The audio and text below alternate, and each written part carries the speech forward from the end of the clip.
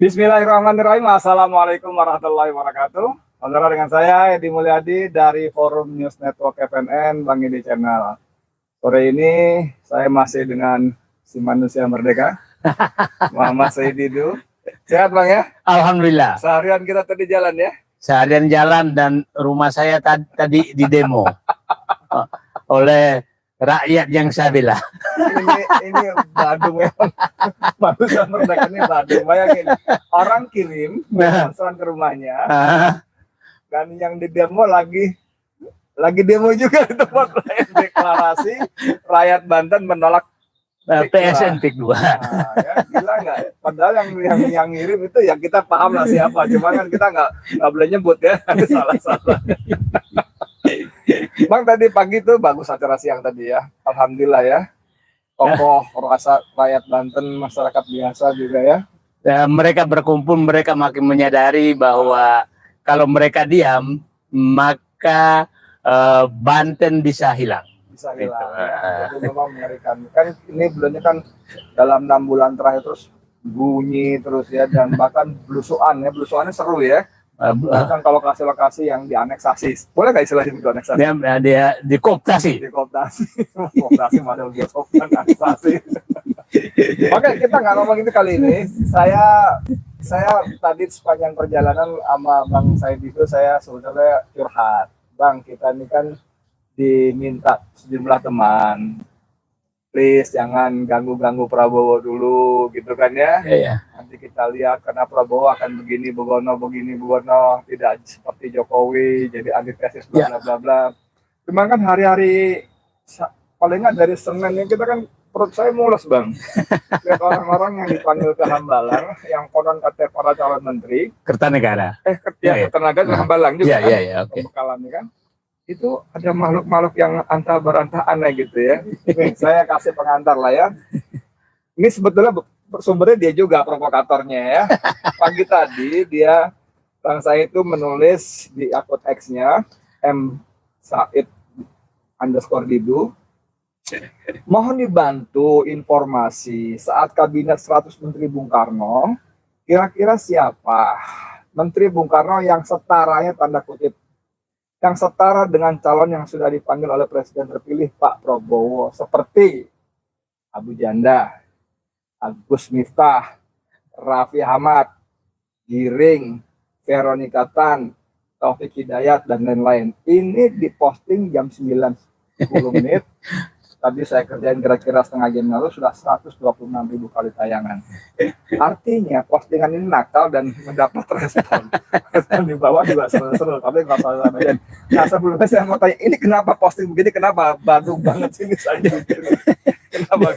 Jadi saya 3 hari itu berpikir, Bung Edi, ini kriteria Menteri Pak Prabowo ini apa? Jadi saya bingung sekali apa sebenarnya kriterianya. Iya. Ini kok campur aduk, campur aduk, beneran campur aduk.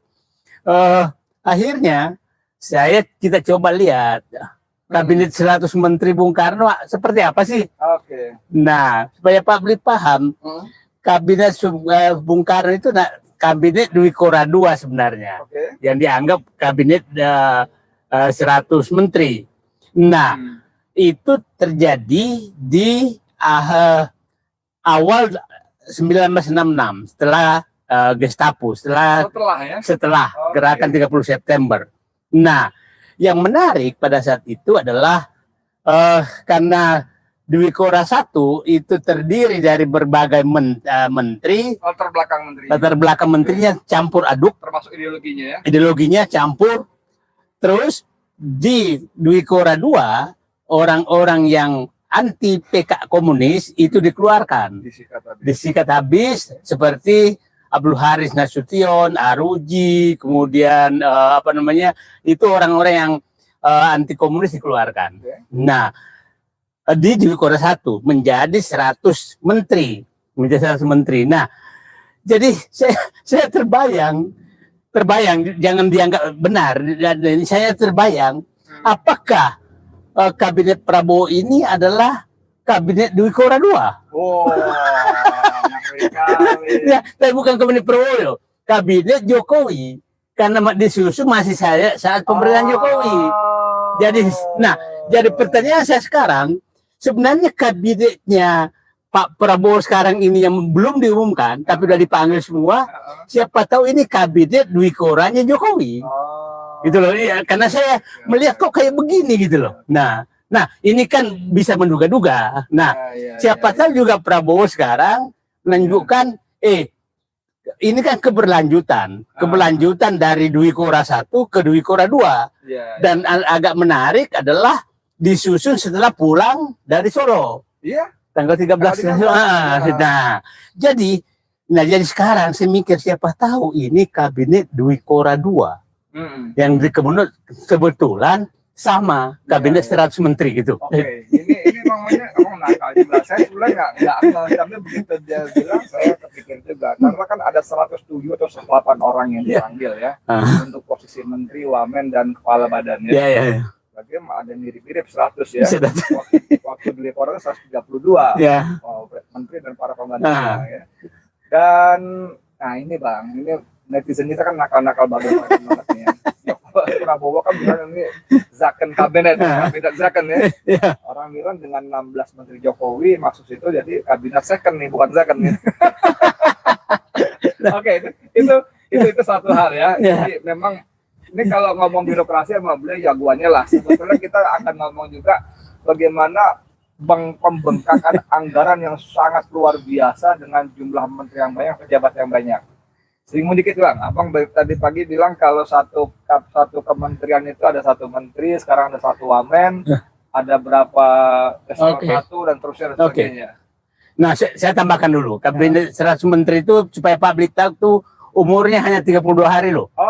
Umurnya hanya 32 hari. Jadi itu kabinet 100 menteri. Nah, setelah itu dirombak di bulan Maret udah selesai. Jadi saya lagi berpikir secara Muedi, ini sejarah kok kayaknya terulang. Terus Bung Edi tadi menjelaskan, ini publik harus paham. Anggaran terendah sekarang kementerian itu kementerian lembaga itu sekitar 250 sampai 300 miliar per tahun. 250 miliar. Kali kalau ini ditambah dengan lembaga dari sekarang mungkin menjadi 70 lembaga tuh dengan kementerian. Ini itu betapa banyaknya. Kita kasih contoh aja lah. Saya heran ada namanya Menko Hukum dan HAM. Menko Hukum dan HAM. Iya. Nah, tapi ada menteri ada menteri hukum, ada menteri HAM. Jadi hanya membawahi 2 kementerian, ada Menkonya. Nah, padahal kabinet sebenarnya menteri hukum dan HAM ditangani oleh 1 kementerian. Ini menjadi 3.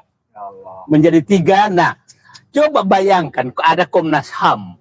Nah, jadi saya nggak terpikir ini kalau saya katakan yang menarik sekarang, Bung Edi, itu adalah hampir semua pejabat yang mencari jabatan pada saat jadi menteri, maka dia pasti mencari mobil paling mewah. Saya bekas salesman, saya paham betul bagaimana kita menghemat anggaran. Sekarang saya datang ke kantor Kementerian BUMN, kementerian itu rata-rata mobil dinasnya eselon 1-nya Alphard. Alphard itu berapa duit? Ya 1,4 1,6 miliar. Nah, saya punya keyakinan. Kalau 1 kementerian ada 10 eselon 1 saja, berarti ada 400 Alphard. Ada 400 Alphard. Kali 1,4 miliar. Artinya 416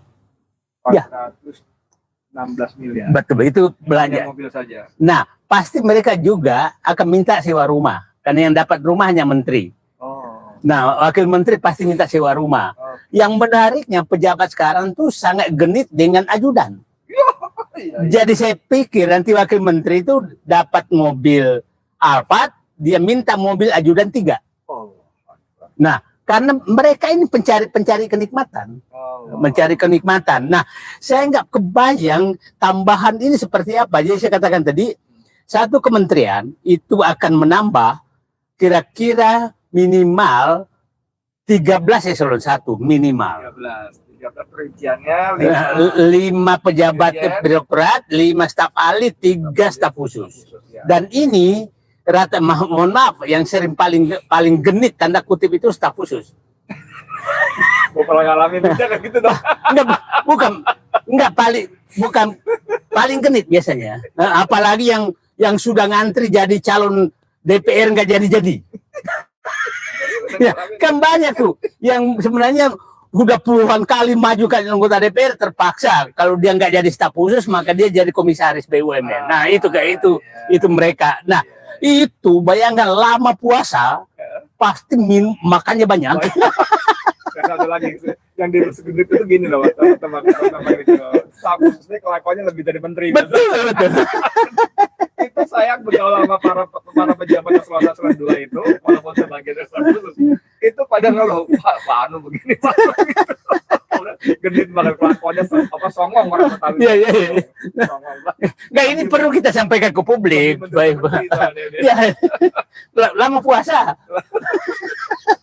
Jadi Bang Said ngomong sangat global sedikit, tapi Anda bisa coba kalkulator jalan di kepala pelan-pelan aja gitu, betapa dahsyatnya pembengkakan anggaran dengan jumlah kementerian yang membengkak dan para pejabatnya yang akan membawa gerbong masing-masing. Ya. Oke, itu satu hal. Tapi saya mau agak santai-santai dikit Bang. Itu agak serius Bang. Kasihan lah kita cari makan susah, kemudian Bang Said ngomong mobil Aqua 1,4 miliar ini segala macam. Oke. Ini ada yang lucu-lucu nih Bang. Ya. Abang tahu kan seperti Abang tweet itu ada yang dipanggil Raffi Ahmad, Gus Miftah, satu lagi Abu Janda, Taufik Hidayat, bahkan Veronica Tan. Ya saya nggak bermaksud bias gender, tapi manusia ini manusia siapa, dari mana, ngapain? Bang, saya ingin agak serius ya walaupun ini bercanda. Karena mereka ini kalau jadi calon menteri Bang. Menteri itu bukan pejabat tinggi biasa. Betul. Konstitusi kita bilang menteri itu pembantu presiden. Betul. Dan itu mengurus Indonesia dengan bidangnya masing-masing. Betul. Anda bisa bayangkan nggak orang yang dipasrahin ngurus Indonesia dengan bidangnya masing-masing dengan kualitas spesifikasi seperti itu. Ini gimana ceritanya? Apa yang terjadi sesungguhnya? Jadi saya mudah-mudahan saya sepertinya kriteria kompetensi, integritas, etika, moral dan moral dibuang saat penyusunan kabinet Dwi Kora tanda kutip. Nah, ini dibuang. Kenapa saya katakan begini? Bahkan ada lebih parah. Apa etika? Integritas, kompetensi, etika dan moral dibuang. Saya kasih contoh satu demi satu lah. Satu. Abu Janda sangat terbuka, ini lebih parah, sangat terbuka membela Israel dan memusuhi Palestina. Dan dengan ini. Nah, sementara konstitusi kita menyatakan bahwa ini kemerdekaan negara lain. Itu melanggar konstitusi. Paragraf pertama, kami bangsa Indonesia dengan menyatakan bahwa kemerdekaan hak segala bangsa. Oleh karena itu setiap penjajahan kami harus dihapuskan. Itu amat konstitusi. Bayangkan orang yang memperjuangkan melanggar konstitusi dipanggil, saya belum tahu jadi menteri, tapi dia menyatakan sudah dipanggil, tapi bersamaan dengan pemanggilan menteri loh. Coba bayangkan kriteria orang yang melanggar konstitusi, berbeda dengan konstitusi. Bayangkan sakit hatinya Menlu yang tiap hari Retno berperang di PBB, di saat yang sama menteri presiden terpilih memanggil orang yang berbeda sekali dengan sikap pemerintah loh, sikap negara loh, sikap negara serasa pembunuhan. Sangat serius.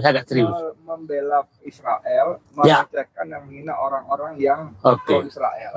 Dan bicara soal integritas, moral, belum kita bicara kapabilitas, ada kompetensi. Nah, itu luar biasa. Yang kedua, Raffi Ahmad sedang terbuka bahwa ijazahnya, doktornya bermasalah. Sedang di ini orang bahwa ada mesin cuci, ya kan? Bisnis laundry. Nah, tapi ini diabaikan. Tapi ada presiden terpilih mengatakan bahwa saya akan kejar koruptor sampai antar. Nah, itu saya katakan. Oh, iya, Ada tweet iya. saya Iya, menyatakan iya. dengan susunan menteri yang dipanggil seperti ini, apakah Iya. presiden terpilih masih mau melaksanakan perkataan beliau yang menyatakan saya mau mati membela rakyat di atas kebenaran. Ya, itu diulang-ulang.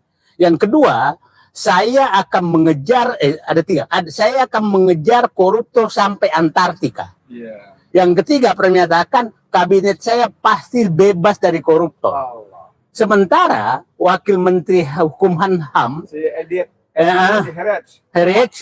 Edward, nah itu sebelum selesai kasusnya sudah dipanggil lagi. Jadi ini kriteria ini kok hilang semua gitu loh Pak. Nah kita bukan hanya mempertanyakan, ya saya sih siapa tahu betul ini Dewi Kora kedua yang umurnya 32 hari. Ini beliau memperkenalkan istilah baru, kabinet Dewi Kora kedua. Kalau kemarin-kemarin kan orang tahunya kabinet second, tapi kabinet second. Lalu kabinet Jokowi jilid 3, malah dia bilang kabinet Fufu-Papa. Tapi tambah sekarang kabinet Dewi Kora 2. Cuman saya memang menjadi tadinya sih ya udahlah. Kembali ke pokok awal tadi saya bicara di depan bahwa sejumlah teman meminta saya dan saya kira juga Bang Saidi juga diminta juga please kasih kesempatan Prabowo Natal segala macam gitu. Cuman tadi di mobil saya bilang udah Bang kita tunggu tanggal 20 kalau enggak ya apa boleh buat kita bunyi juga kan karena ini Indonesia loh Bang. Muatan ke depan loh paling enggak loh. Apalagi dia bilang akan kejar koruptor sampai ke Antartika, nah sekitarnya koruptor semua lah, kebagian besar ya ada Erlangga, ada Bahlil, ada siapa segala macam itu. Aduh. Jadi kita mesti bagaimana dengan profil calon seperti ini. Jadi saya sekarang lagi menganggap kabinet Dewi Kora 2. Jadi sehingga saya masih memberikan harapan kepada Prabowo bahwa kabinet Dewi Kora 2 itu adalah kabinet terakhir Bung Karno yang melahirkan Orde Baru memperbaiki ke depan. Nah, jadi saya berharap Pak Harto sekarang sebagai mantu Pak Harto menganggap dirinya akan membentuk kabinet pembangunan. Dari kabinet Dewi Kora dibentuk oleh Pak Jokowi. Jadi saya menganggap kabinet sekarang ini adalah kabinet Dewi Kora 2 yang dibentuk oleh Jokowi. Jadi yang dipanggil-panggil ini. Nah, jadi belum kabinetnya Prabowo. Jadi belum kabinetnya Prabowo. Nah, itu mudah-mudahan hasil saya benar. Artinya kalau ini belum kabinetnya Prabowo, boleh nggak saya simpulkan yang namanya ini mungkin dalam tempo nggak terlalu lama akan ada perombakan menjadi kabinet Prabowo gitu. Nah, kalau saya itu harapan saya. Kenapa? Karena kabinet ini dari kan begini, saya katakan kriteria saya kabinet itu adalah yang selalu ini ada kompetensi, integritas dan keberanian mengambil keputusan dan loyalitas kepada pemimpin. Itu 4 itu. Dan saya melihat ini tidak kompetensi dibuang, integritas dibuang, tapi etika moral dibuang. Nah, yang diambil hanyalah pernyataan menteri yang dipanggil salah menyatakan Pak Prabowo membutuhkan orang yang bisa mendukung Pak Prabowo. Sementara Pak Prabowo menyatakan kalau saya nggak benar tinggalkan saya.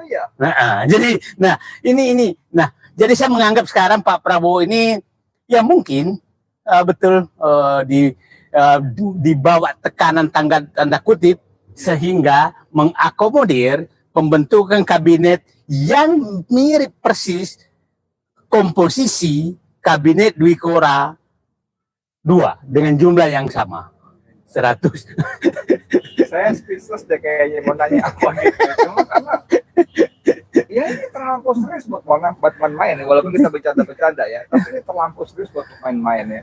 Saya ulang kembali ke awal. Bagaimana mungkin orang semacam Raffi Ahmad, Gus Miftah, Taufik, Veronica Tan, apalagi Abu Janda akan nggak tahu kita posisi apa, tapi dipanggil ke Hambalang yang di benak publik adalah calon menteri.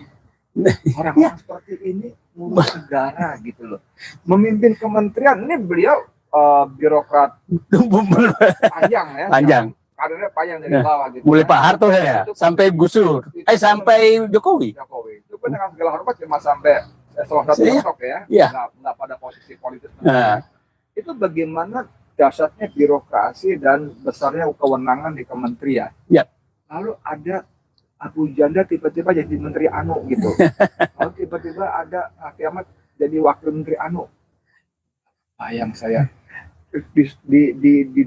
di kementerian itu banyak profesor doktor loh. Iya. Ini dokter asli di perintah-perintah sama dokter yang apalah itu yang kemarin tuh. Ya, yang saya agak bertanya kan Pak selalu Pak Prabowo menyatakan mengutamakan persatuan seluruh komponen bangsa disatukan. Ya itu kan. Terus saya waktu Dasko sama Habibur Rahman ketemu Habib Rizik ya, di Petamburan, ya. Oh ini berarti akan bisa merangkul. Tanda kutip rekonsiliasi. Tapi pas pembentukan kabinet, justru semua yang bertentangan dengan Habib Rizik itu diangkat. Dudung Abdurrahman konon katanya menjadi ketua otorita Batam, IKN. Lalu siapa lagi bang? Ya si apa namanya? Ya yang anti ya, itu anti umat lah. Ya itulah. Nah ini kok malah memecah belah, bukan merangkum. Lalu apa makna? Nah yang kedua dia menyatakan persatuan dengan PDIP yang diangkat justru orang yang dianggap pasti PDIP menganggap dia mengkhianati PDIP. Budiman ya kan. Nah, jadi maksud saya di luar sekali temanya. Jadi nah itulah kenapa saya menyatakan ini belum kabinetnya Prabowo. Karena berbeda sekali dengan kata-kata dia satu persatuan dan kesatuan, merangkul semuanya, kemudian membela kebenaran, membebas korupsi dan lain-lain. Nah, sementara anatomi yang sudah dipanggil terbalik semua. Jadi izinkan saya menyatakan ini belum kabinet Prabowo. Ini masih kabinet 100 menteri Dwi Kora Jokowi. Oke, saya ingin memandang dari sisi positifnya. Kalimat-kalimat yang getir dan perih ini menurut saya getir dan perih ini, tapi saya ingin positifnya bahwa ini bukan kabinetnya Prabowo. Harapan saya nanti setelah ini beberapa bulan ada reshuffle segala macam yang seperti kriteria yang diucapkan Prabowo. Ya. Mudah-mudahan ya. Gitu. Biar bagaimanapun kan kita ya walaupun saya juga getir juga kasih kesempatan lah ya bagi Prabowo. Tapi bang, oke lah saya mau nangis soalnya. Jadi abang kasih statement penutup deh, closing statement. Jadi saya menyatakan bahwa pembentukan kabinet Prabowo ini tidak berdasarkan karakter Prabowo dan sepertinya dibentuk atas ada tekanan yang sangat keras sehingga memaksa memilih sesuai dengan tekanan tersebut. Nah ini sudah pada 2 malam yang lalu saya kasih judul misteri hilangnya PKS dan PDIP dan misteri pertemuan Solo. Iya. Pertemuan Solo. Walaupun semua masih seliwat-liwat, tapi orang percaya pertemuan Solo bukan makan siang biasa. Iya. Karena kata berita Prabowo nyampe di rumahnya Jokowi jam 14.14, itu udah lewat makan siang, gitu kan? Dan disitulah yang kemungkinan yang seperti bang saya ditujukan tekanan luar biasa. Jadi kita lihat Pak ini supaya Pak nih sebelum berangkat ke Solo itu beredar nama-nama kabinet. Itu masih oke lah bahwa agak beradab. Istilah saya. Nah, setelah pulang itu berubah 180 derajat. 180 derajat. Seolah-olah di bayangan saya berimajinasi seolah-olah Mas Bowo ini buang, ini jangan, itu harus masuk, yang ini ya. Kira-kira begitu. Dan kira-kira kalau kau nggak lakukan maka akan terjadi ini, akan terjadi kan, mungkin begitu.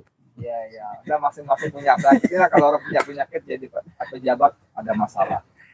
Teman-teman penonton Bang Edi Channel, makin lama makin menarik, tapi saya juga makin sedih sebetulnya. Bahwa kita tengah-tengah ketawa-ketawa. Ini masalah yang terlampau serius untuk dibikin bercanda. Tapi memang ya apa yang lah kita akhirnya kita tunggulah kabinet Prabowo yang sebenarnya, mudah-mudahan begitu ya.